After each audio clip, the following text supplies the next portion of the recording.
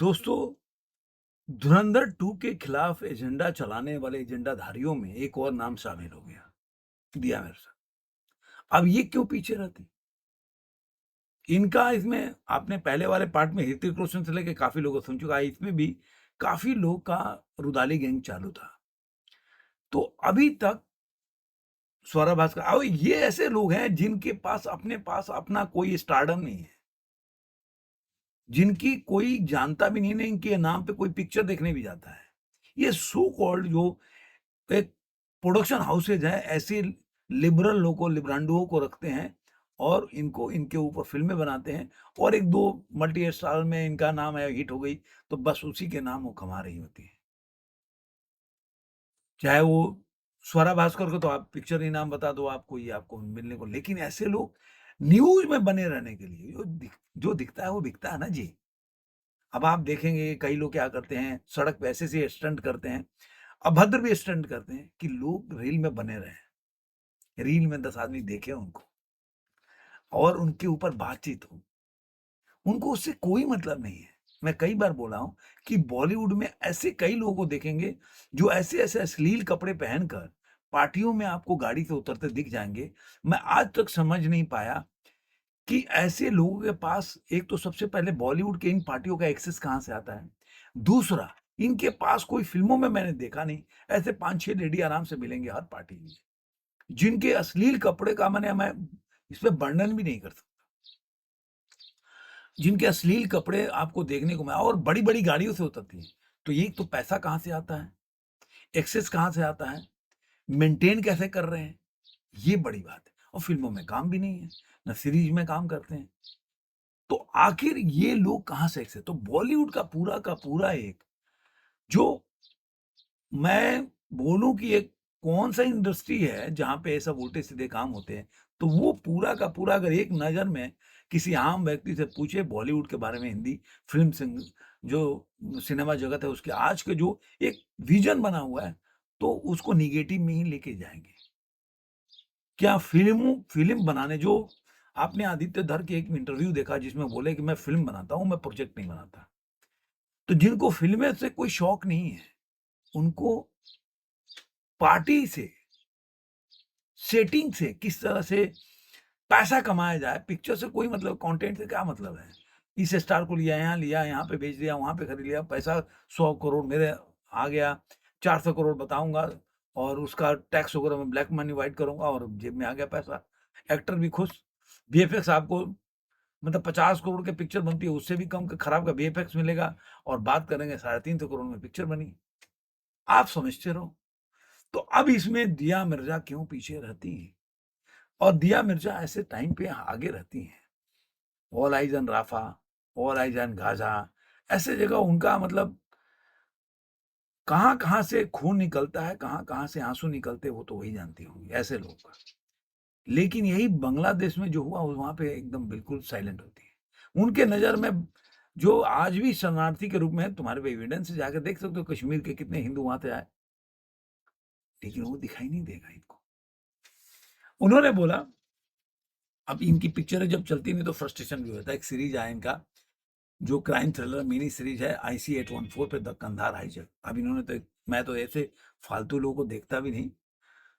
अब उनकी जो इसमें क्या कि जो धुरंधर से तुलना किया जाए तो उन्होंने विचार करते हुए कहा कि शानदार फ़िल्म के रूप में सराहा जा रहा है। वही उनके प्रोजेक्ट जिसके बारे में उनका कहना है कि उनको कोई प पछतावा नहीं है कि आलोचना की गई। नर्मदा जगारिया का शो था, उसमें कहा कि शो की आलोचना इसलिए की गई क्योंकि इसमें आतंकियों के समेत सभी किरदारों को मानवीय रूप में दिखाया गया। आतंकियों को तो मानवीय रूप में दिखाएँगे ही ये, पैसे भी तो आते हैं ना।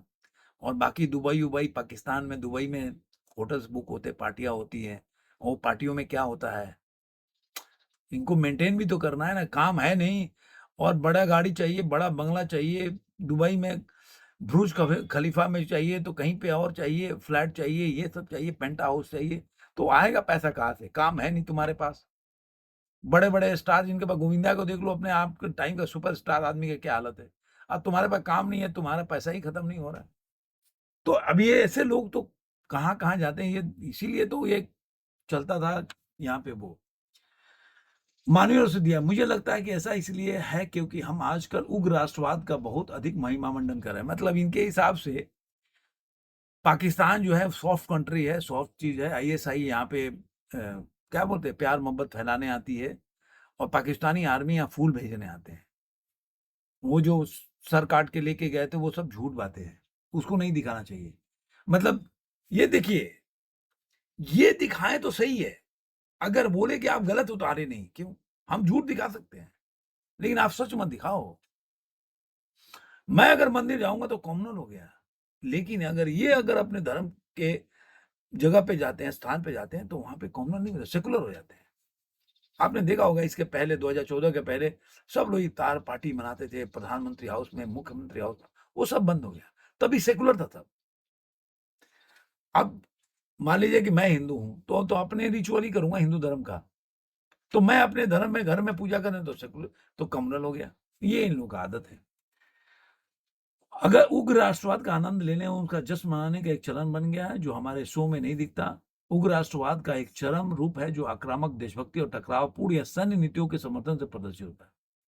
मुझे इसका कोई अफसोस नहीं है। इसमें एक संतुलित दृष्टिकोण, तुम्हारा ब्लैक मनी तो व्हाइट हो गया ना भाई, कुछ पैसे तो आ ही गए होंगे जिस लिए बनाया होगा, जिसका पैसा लगा होगा, और लोगों को हर पक्ष में उसके वास्तविक रूप को देखने का अवसर है।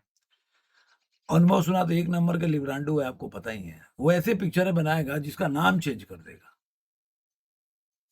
आर्टिकल 15 बनाएगा तो सारा कहाँ से अपना एजेंडा ठूसेगा। जैसे कि मान लीजिए नेगी साहब के ऊपर तो आपने चक दे इंडिया क्या बना दिया। वो जो आया था, वो क्या नाम था उसका, सूर्या की मूवी थी भीम, जय भीम ऐसे कुछ आया था। उसमें वो लड़ाई ही अलग थी, मतलब दूसरे धर्म के लोगों, लेकिन यहाँ पे अपर कास्ट और लोअर कास्ट में लड़ाई दिखाया गया। तो ये लोग ऐसे एजेंडा चलाते हैं, इसीलिए अब इसकी पिक्चर जो है ना, ये अनुभव सिन्हा की, नहीं विशाल भारद्वाज, इसके पहले इसका भी पिक्चर ऐसे ही अब चल नहीं रहा। अब ये फ्रस्ट्री है। अब फ्रस्ट्री आदमी क्या करेगा जब पिक्चर नहीं चलेगी। जब राहुल गांधी क्या है, नहीं हारा तो सारा सब चीज खराब है, ईवीएम खराब है, ईडी खराब है, फलाना। आप बोल रहा है कि नहीं भाई अब ये पाकिस्तान तक चलेगा। पाकिस्तान कैसे यहाँ पे सत्ता बदल, वो तो कुछ यहाँ के पीएम को एलिमिनेट करेगा तभी कुछ कर सकता है। तो क्यों, पाकिस्तान में तो वोटर तो है नहीं कि पाकिस्तान में बोलो कि आप हटा सकते हो पीएम मोदी को। कैसे हटाएंगे? वो वोट दे के हटाएंगे। तो जिस तरह से ये राहुल गांधी एक एजेंडा चलाता है ना, और उसका फ्रस्ट्रेशन है सर। चुनाव नहीं जीता तो सब बोल दो कि सारा चीजें, बंदा फेल हो गए ना तो बोलो कि अरे टीचर ही खराब है, मेरा ही पेपर छीन लेता है। तो वैसे ये लोग हैं। अब ये बनाए तो ये बंदा तो ऐसे ही है। और उन्होंने बोला मुझे लगता है कि कलाकारों के रूप में मुखर होना बहुत महत्वपूर्ण है। मैं शबाना आजमी की बहुत बड़ी भक्त हूँ। बाप रे बाप, एक लिब्रांडो दूसरे का भक्त।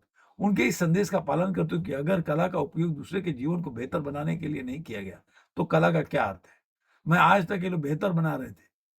मतलब कला में पंडित को दिखाएंगे भ्रष्टाचारी है, मंदिर में उल्टा सीधा काम कर रहा है, ठाकुर गलती कर रहा है, मतलब घर में बुला के वो कर रहा है, तब ये लोग एजेंडा नहीं चलाते, तब किसी कम्युनिटी को ठेस नहीं पहुंचाते थे। तब ठाकुर पंडित कम्युनिटी को और बनिया कम्युनिटी को लोग ठेस नहीं पहुंचाते थे कि भाई बनिया में दुकान पे अगर सामान ही लेने जाएगा तो सामान कोई लड़की लेने जाएगी तो उल्टा ही काम करेगा। अब ये फिल्मी बनिया कहाँ से इधर चले आते हैं। कालका पिक्चर देखने गया था मैं। मतलब ये शत्रुघ्न सिन्हा पहले से ही एक लिबरल है। ऐसा मतलब क्या ही बोलूं। चलो अच्छा ही मैं उसके साथ। तो कला का क्या अर्थ है। तो इस तरह से ऐसे लोग बार बार अभी में शामिल हो गई। अब ये रुदाली गैंग चलता रहेगा जब तक चल रहा है। तो ये नया है रुदाली गैंग। अभी अभी और बहुत लोग हैं जो दबे हुए हैं। करीना कपूर खान है। अच्छा, करीना कपूर खान हो सकती है लेकिन सुहा अली खान ही रहेगी, केमू नहीं हो पाएगी। अगर खेमू होगी तो देखो उस पर दबाव डाला गया खेमू बनने के लिए। ये सब अलग लेवल का एक चल रहा है। वो चीज समझ के परे की बात है। आपको ये वीडियो कैसा लगा जरूर कमेंट में बताइएगा। फिर मिलेंगे किसी और वीडियो में। आज के अंक में इतना ही।